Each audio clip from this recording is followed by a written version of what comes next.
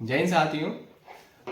आइए जानते हैं कि पुरुषार्थ क्या होता है, पुरुषार्थ कितने प्रकार का होता है और हमारे जीवन में पुरुषार्थ का क्या महत्व है और हम किस प्रकार से पुरुषार्थ के नियम को अपने जीवन में अनुसरण में ला सकते हैं।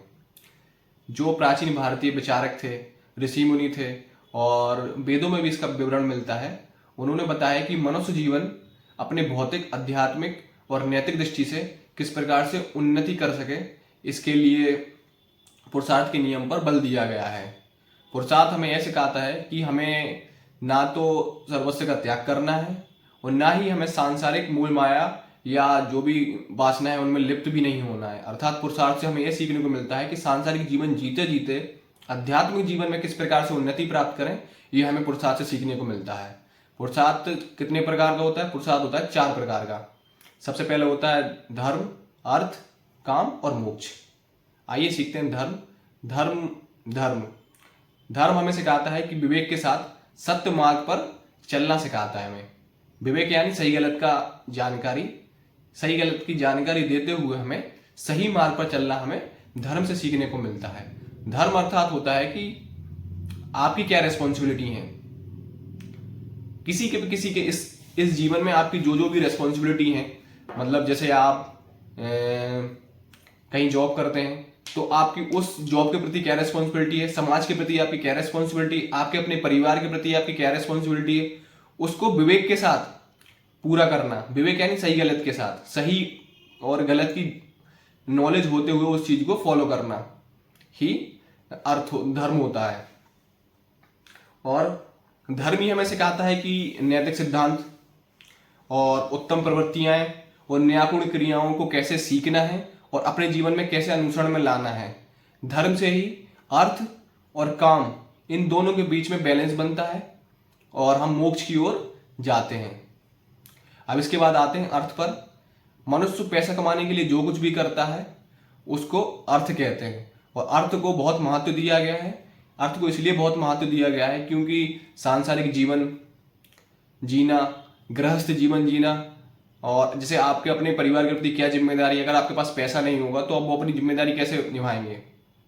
इस प्रकार से गृहस्थी बसाना, गृहस्थ जीवन जीना और समाज के प्रति आपके जो दायित्व हैं, उन सांसारिक दायित्व, धार्मिक दायित्वों को पूरा करने के लिए अर्थ की आवश्यकता पड़ती है। इसलिए अर्थ को बहुत महत्व दिया गया है। अब आते हैं काम पर। काम यानी होता है इच्छाएं। अगर सूक्ष्म रूप से देखा जाए तो काम मतलब होता है यौनिक इच्छाओं को पूर्ण करना, और विस्तार रूप से देखा जाए तो हमारी संसार में जो भी इच्छाएं हैं उनकी पूर्ति करना। अगर हमें धर्म की नॉलेज होगी तो हमको ये पता होगा कि हमें कौन सी इच्छाएं अपनी को फॉलो करना है या किन को हमें अपनी पूर्ण करना है, किन इच्छाओं को हमें त्यागना है। तो धर्म हर जगह काम करता है। अर्थ में भी धर्म काम करेगा। धर्म ही हमें बताएगा कि सही तरीके से पैसे कैसे कमाना है, विवेक के साथ। विवेक यानी सही गलत की पहचान होना। तो धर्म से ही हमें पता चलेगा कि हमें किस तरीके से पैसे कमाना है। धर्म से ही हमें पता चलेगा कि किन इच्छाओं और कामनाओं को हमें पूर्ति करना है और किन का हमें त्याग करना है। तो धर्म से ही काम और अर्थ में एक ब्रिज बनता है और जो हमें एक मोक्ष की ओर ले जाता है। इसलिए धर्म सबसे इंपॉर्टेंट है। धर्म के सहायता से ही हम काम और मोक्ष पे अपना कंट्रोल करते हैं और उसके बाद सीधे मोक्ष की ओर जाते हैं।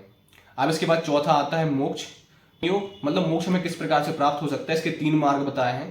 पहला होता है कर्मयोग। कर्मयोग अर्थात मतलब उसका मतलब होता है कि सही कर्म करना।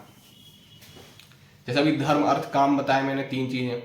इसमें धर्म में हमने सीखा सही तरीका क्या है, तो निस्वार्थ भाव से कर्म करो, किसी का दिल मत दुखाओ, यही है कर्मयोग। मतलब अच्छा कर्म करना, सारी रिस्पॉन्सिबिलिटी आपकी जो भी हो उनको पूरा करना, यह है कर्मयोग। इसके अगर आपको पास कर्म योग नहीं हो पाता आपसे तो आप आ सकते हैं इसमें ज्ञान योग में। मतलब ज्ञान मतलब सेल्फ ऑब्जर्वेशन करना, खुद को जानने का प्रयास करना, ये ज्ञान योग के अंदर आता है। अपने आप को जानने का प्रयास करना और मेडिटेशन करके, ये सब करके, ये ज्ञान योग में आता है। इसके बाद आता है भक्ति योग। भक्ति योग में आप अपने ईश्वर की भक्ति कर सकते हैं, निस्वार्थ भाव से भक्ति करेंगे। तो ये 3 मार्ग हैं, इनसे हमें मोक्ष प्राप्त हो सकता है।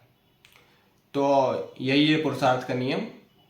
और अब आप समझ सकते हैं कि आपको पुरुषार्थ हमारे जीवन में कितना आवश्यक है।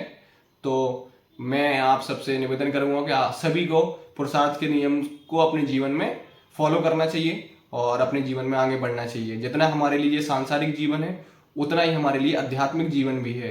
अगर हमें अध्यात्मिक का ज्ञान होगा तो हम गलती तो कर सकते हैं पर हम अपराध कभी नहीं करेंगे। इसलिए हमारे जीवन में पुरुषार्थ का अत्यंत आवश्यक है। तो इसके यही मैं कहना चाहता हूँ। जय हिंद, राधे राधे, प्रभु कृपा आप सब पर बनी रहे। धन्यवाद।